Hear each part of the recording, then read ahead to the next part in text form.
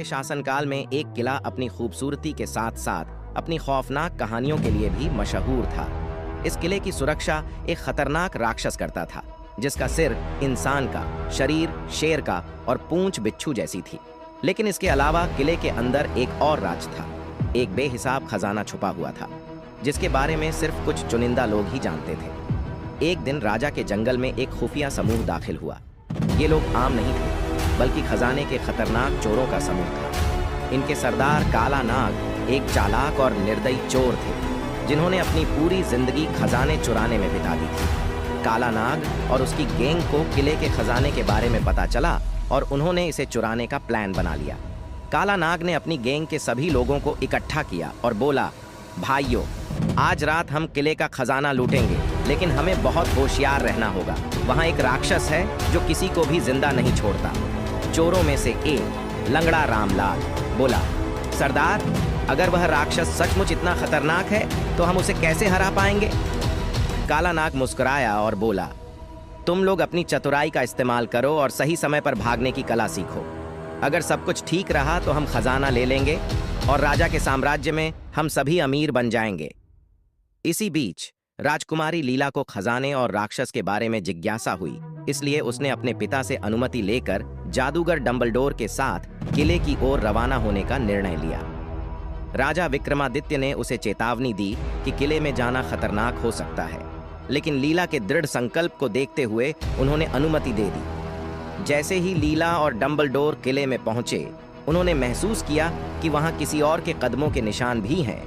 जादूगर डंबलडोर ने हैरान होकर कहा, लगता है हम अकेले नहीं हैं। लीला ने कहा, यह जरूर चोरों का समूह है जो खजाने पर नजर रखे हुए है।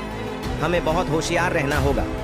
किले के बड़े हॉल में पहुंचते ही चोरों का समूह, लीला, जादूगर डंबलडोर और राक्षस सभी आमने सामने आ गए। काला नाग ने खजाने पर कब्जा करने के लिए अपने साथियों को आदेश दिया, जल्दी करो, खजाना समेट लो और पतली गली से निकलो।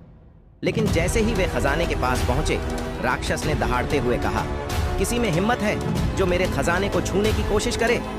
चोरों ने अपनी तलवारें निकाली और राक्षस पर हमला किया, लेकिन राक्षस की ताकत और गति ने उन्हें डर से भर दिया। लंगड़ा रामलाल ने डरते हुए कहा, सरदार, ये तो मौत का फरिश्ता है। लीला और जादूगर डंबलडोर ने मौके का फायदा उठाते हुए राक्षस पर हमला किया।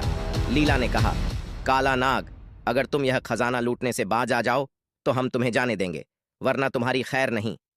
काला नाग ने हंसी के साथ जवाब दिया, तुम हमें कैसे रोक सकती हो राजकुमारी? यह खजाना आज हमारा है। अब एक तरफ लीला और जादूगर डंबलडोर थे और दूसरी तरफ चोरों की गैंग और राक्षस। लीला ने जादूगर को इशारा किया और डंबलडोर ने अपना जादुई मंत्र पढ़ा। एक रोशनी का गोला राक्षस की आंखों पर पड़ा और उसे कुछ समय के लिए अंधा कर दिया।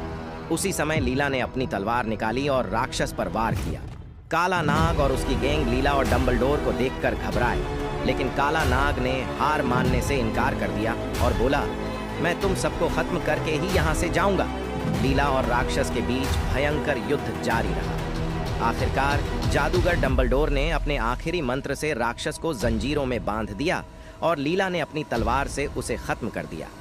जैसे ही राक्षस समाप्त हुआ, किले में सभी ने राहत की सांस ली। काला नाग और उसकी गैंग को पकड़ लिया गया और राजा के दरबार में पेश किया गया। राजा विक्रमादित्य ने काला नाग से कहा, तुम्हारा लालच और चोरी की आदत तुम्हें तबाह कर गई और अब तुम्हें अपने किए की सजा मिलेगी।